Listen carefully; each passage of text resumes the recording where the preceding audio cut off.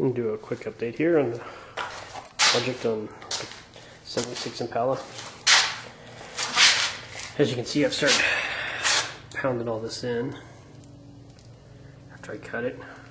Still got to do more there. Feed in nice and flush against that.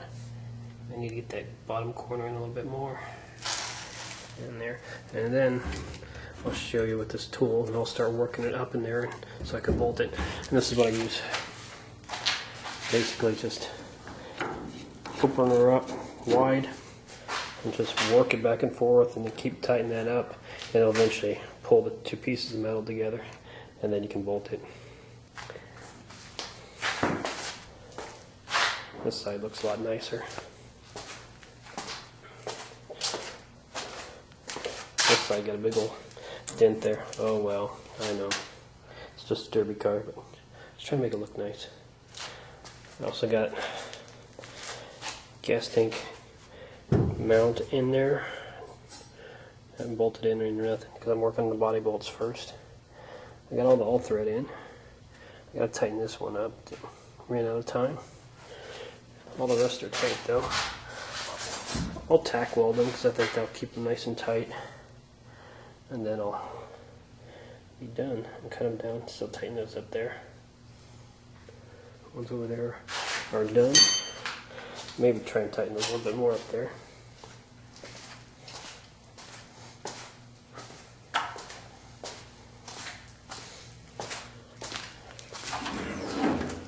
But those are a lot easier than those are at an extreme angle. These are kind of flat, so that went pretty good.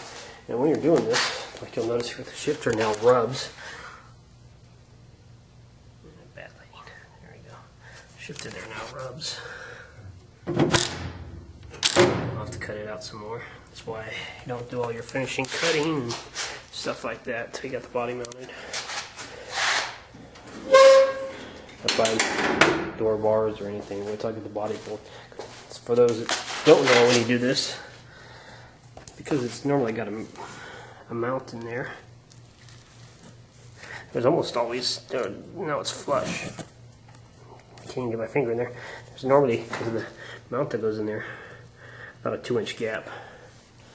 And when you start cranking those bolts down in that, it'll really suck it in.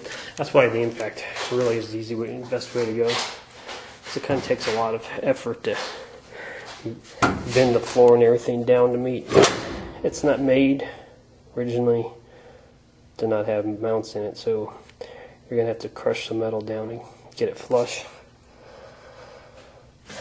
But tomorrow, after I get everything where I'm satisfied it's tight, then I'll bring the welder and attack everything. So I want to work and get my dash bar in. And then first I have to fix that. I haven't finished redoing the gas pedal. I'll do that, and then I'll stick the dash bar in so I can hook up my steering column, because you'll notice I cut the stock steering column mount out. I don't use it. My steering column mounts to the dash bar. I'm working on a new U-joint for the front since I keep breaking the rags. I'll show you what I was in small scale, what I was doing, how I did these all-thread pieces. Down at the bottom, let's go bottom view. You can see that basically a little hard in these areas that aren't flat, but back in the areas back there where they're flat. Basically what I did, this is small scale. Imagine the bolts is all thread.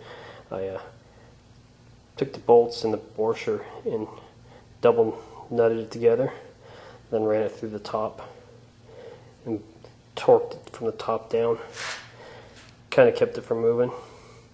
And when I'm done, I'll of course tack the washers and the bolts all together. I think that should keep it from coming loose. And it should work pretty good.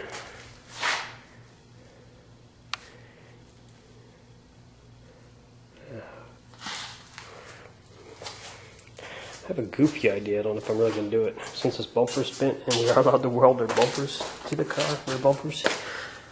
This thing's bumper's touching. I thought about tack welding it there. I'm sure it'd probably just rip out, but I don't know. Thought about doing it just to see what it'll do. Still gotta straighten those doors, because I want it to be pretty before I wreck it. Oh, that's about it. You can see the massive amount of Bondo. Torches find Bondo pretty easy. Starts a pretty good fire. Pretty toxic too. That's about it. Hopefully tomorrow I'll get to the dash bars. See ya.